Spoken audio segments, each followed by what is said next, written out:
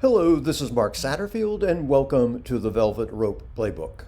Tonight's chapter, the Cary Grant Standard, how to become the person affluent clients instinctively trust. There's a man whose name is still whispered when someone wants to describe true polish. Not just good looks, not just charm, but something rarer, presence. He walked into a room and changed the tempo.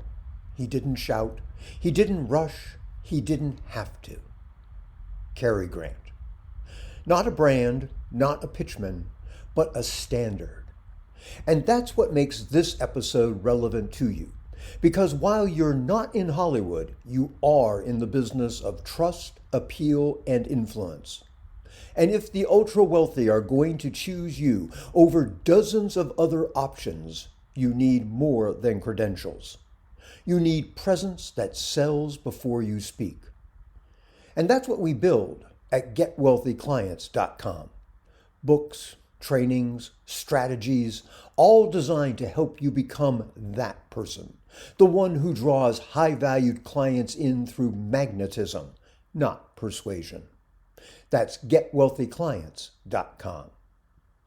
Now, let's talk about how Cary Grant did it and how you can borrow his magic. Cary Grant wasn't born elegant. He was born Archibald Leach in a working-class home in Bristol. His father was a tailor's presser. His mother disappeared into an asylum when he was 9. But here's what makes his story worth paying attention to. He didn't fake his identity. He designed it. He studied diction, posture, movement, fashion. He remade himself into someone the world would respond to and never let the seams show. That's lesson 1. Curate the character you want the world to cast you as. Grant once said, "I pretended to be somebody I wanted to be until I finally became that person, or he became me." Most professionals are afraid of that. They cling to authenticity like a safety blanket, when what clients actually respond to is clarity. Do you know who you need to be in the eyes of your ideal client? Not who you are at home, not who your friends think you are, but the version of you that makes the right people say, "That's who I trust to guide me." Take Julian Ames, a high-end executive coach I met in Zurich. He used to dress like everyone else. Vest, tech bro, casual. Then he studied Grant. Bespoke suits, polished tone, slower cadence. Within 6 months, he tripled his average deal size and closed clients in 3 countries. Why? Because perception changes behavior. He became the Cary Grant of his category. Refined, elegant, respected. Now, let's talk about silence. Cary Grant had one of the most measured speaking styles in film. He let the camera breathe, let tension build, never rushed the punchline.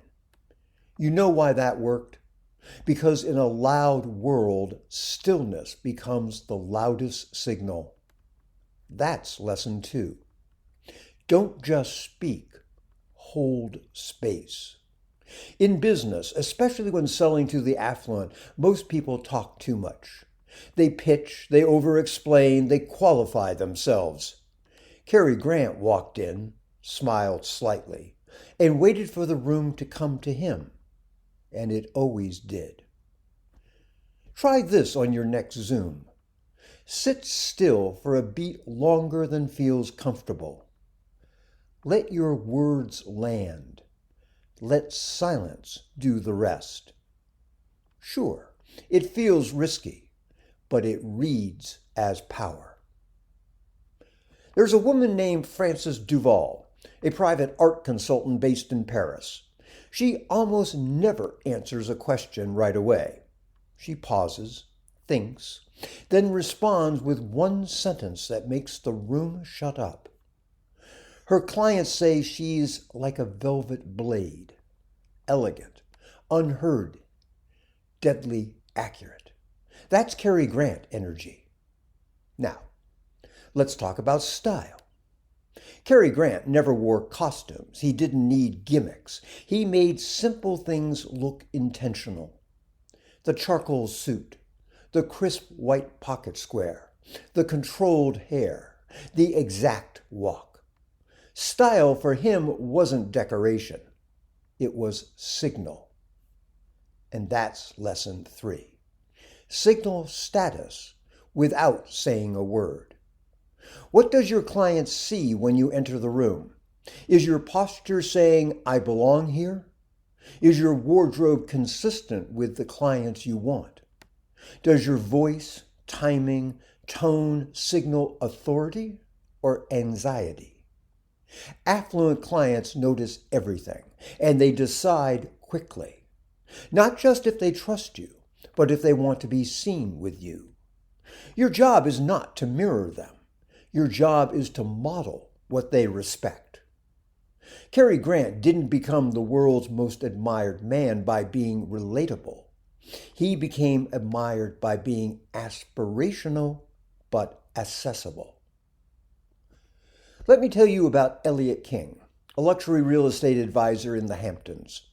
He doesn't speak often in meetings, but when he does, he uses stories, just one-liners really, like this one. Most buyers know what they want. I just help them say it out loud. No fluff, no selling, just presence. And yet he's in the room with people buying $40 million beach estates. You know why?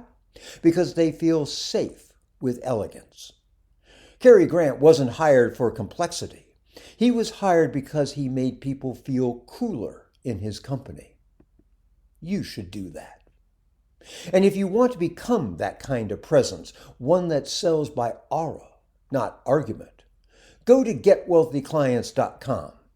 It's not just about marketing tactics. It's about becoming the version of yourself that the right clients recognize instantly as their kind of person. That's getwealthyclients.com. A final thought.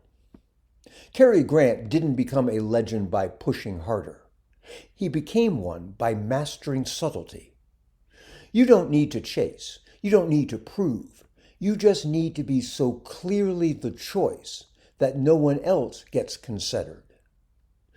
This is Mark Satterfield. Thanks for listening to this chapter of the Velvet Rope Podcast. I'll see you next time. Bye for now.